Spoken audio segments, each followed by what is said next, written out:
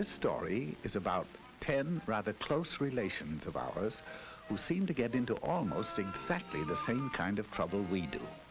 All 10 of these jolly characters lived in the same neighborhood and were all good friends, generally speaking. Each of them had a bicycle, and each took care of his bicycle in exactly the way he took care of himself.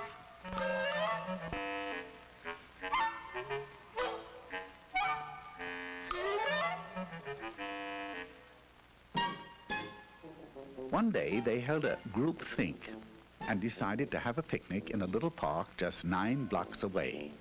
Now that doesn't sound far, but a lot can happen in 9 blocks, right?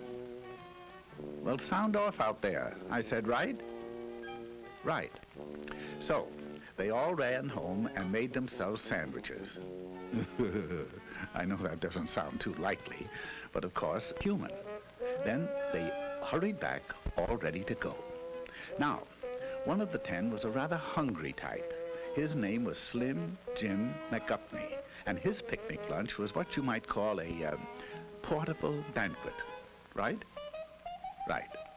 Slim knew that his big sack would be hard to handle, so he asked Orville Slump if he'd carry it for him. Orville had a basket on the rear of his bike. He was a good sort, and he answered, okay. Some of the others noticed this and asked him if he'd carry theirs, too. Orville answered graciously, well, I guess so. And naturally, everybody else did the same until Orville's rear basket looked like a chuck wagon.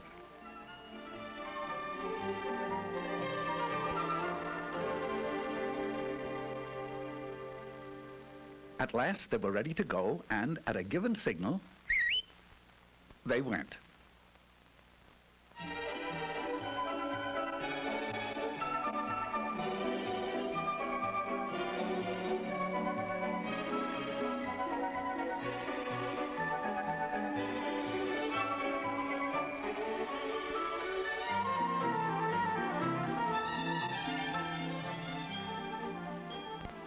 Now this is Rooty Toot Jasperson. He had the newest bike in the bunch, and he was as proud of it as he could be. He made it a point to get in the lead, and there he intended to stay. It would seem that Rooty Toot was a slam-bang go-getter headed for big things in life, right? Right.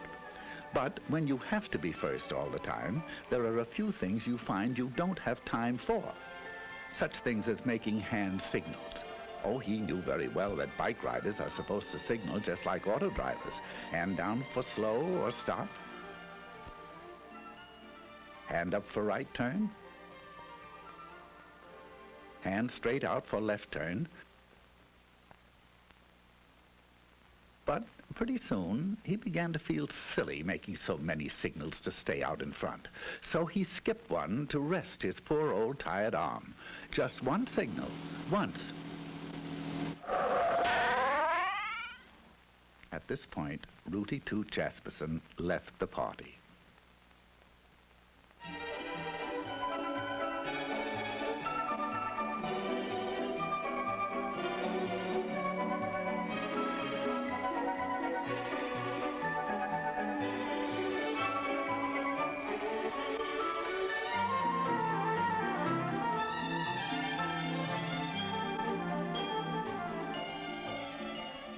This charming little thing was actually christened Tinkerbell McDillingfiddy.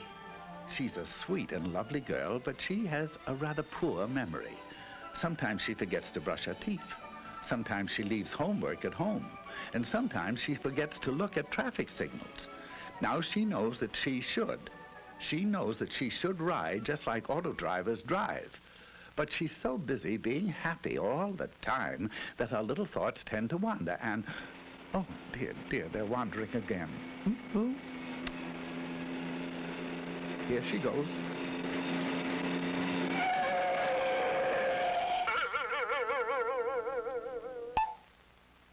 Exit Tinkerbell McDillingfiddy. She forgot now and then.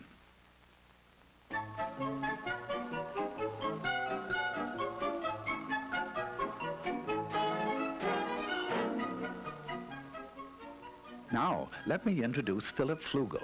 He's a star athlete, the president of his class, an honor student, and he has the handsomest profile in school.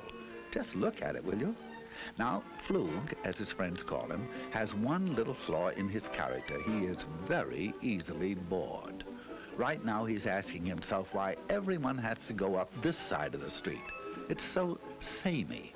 So, proving that even a class president can make mistakes, he decided to ride against traffic. Oh, he knows that auto drivers never do this, and that he should follow the very same traffic rules. But he's in the mood to do something different. Anyway, there are no policemen around to see him.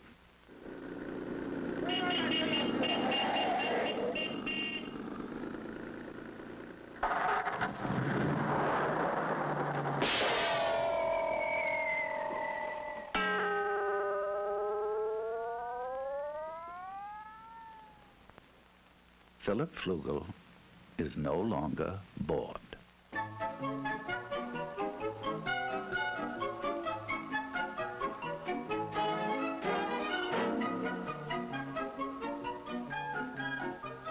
You've probably wondered about this fellow on foot. Well, his name is Mosby Pomegranate. He is splendid in dramatics, but he works so hard memorizing his lines that he doesn't get around to a lot of other things. He never made it down to register his bike and get a license for it. He knows very well that a license makes it easy to find out who he is if he's in an accident, and makes the bike easy to trace if it's lost or stolen. That's his trouble. Last week, while he was rehearsing the lead in King Kong, someone rode off with his bike. He went to the police, but of course they couldn't help him since it had no license or registration. He stomped out of the police station angrily, and he's been stomping ever since.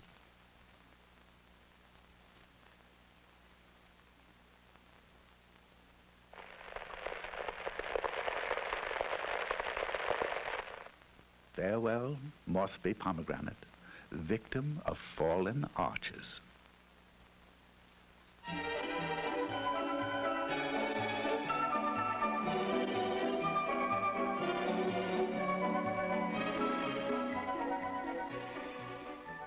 If you look carefully, you'll see Trigby Phipps.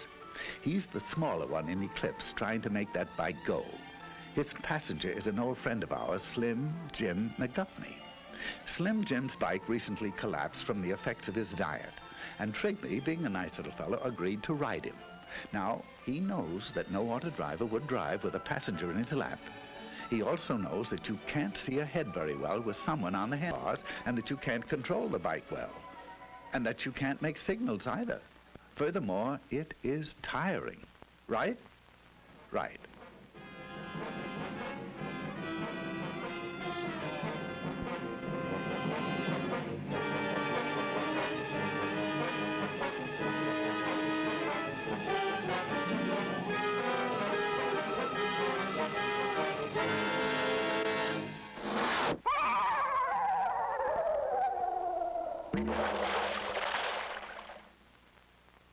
So long, fellas.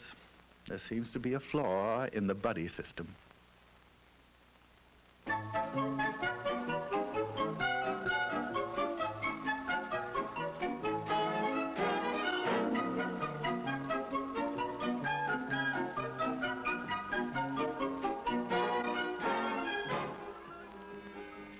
Meet Nellie Zweibach. She's as nice as can be on foot. But when she gets on that bike, sweet Nellie becomes terribly impatient with other people's driving. Although there are only a few left now, she's having trouble sharing the street with them.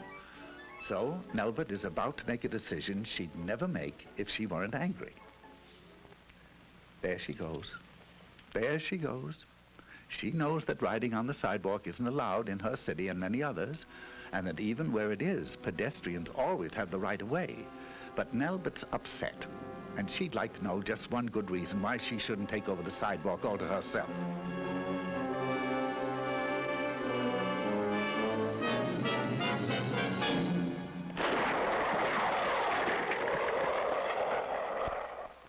Nelbert Zweibach got her one good reason.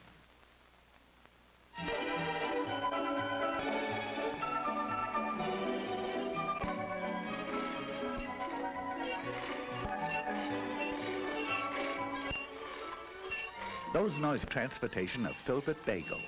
Filbert hates his old bike. He refuses to take care of it because his folks will probably give him a new one for his birthday. He can't see any reason for taking care of a heap of junk, even if he made it that way himself. He will in a moment, though. You see, he doesn't know it, but he'll find out that there's not a shred of a brake left.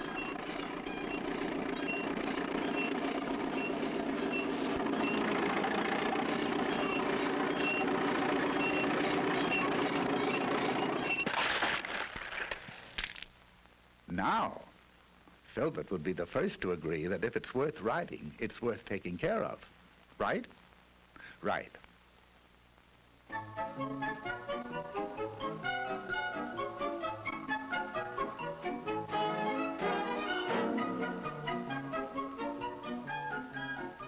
Quickly meet Stanislaw Higginbottom while you can. He's a nice boy, but he won't be with us long.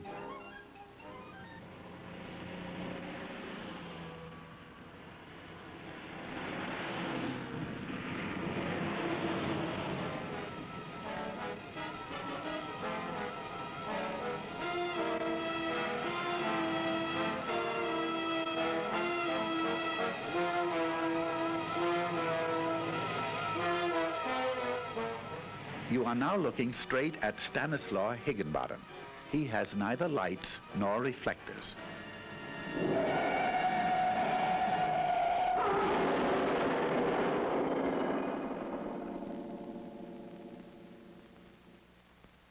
Stanislaw just wasn't quite bright enough.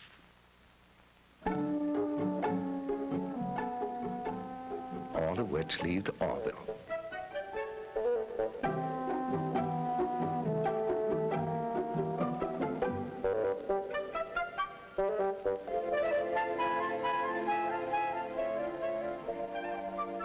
He'll get fat, all right. And here's why he ended up with all these groceries that he doesn't really want. This was Rooty Toot Jasperson. Maybe you remember why he didn't make the picnic. He didn't signal, just once. Do you recall Tinkerbell McDillingfiddy? She forgot to watch the signals, just once. And good old Phil Flugel, he rode up the wrong side of the street, once. Mossby Pomegranate was the walking one. He didn't get around to registering his bike and getting a license. It would have taken him only a few minutes. The small one was Trigby Phipps, and his passenger was Slim Jim McGupney. They rode double into trouble. Who can forget Nelbert Swyback? She wanted to know one good reason why the sidewalks didn't belong to her. Then there was Filbert Bagel. He didn't take care of his brakes, so they didn't take care of him. And good old Stanislaw Higginbottom. No lights, no reflector, no Stanislaw.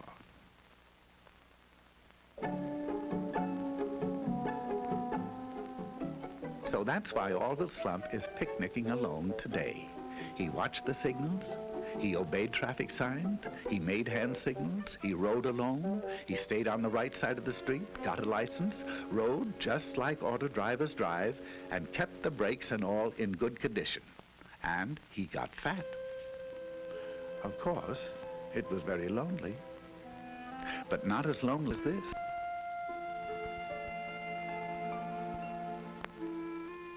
But then, as anyone can plainly see, he wasn't a monkey, right?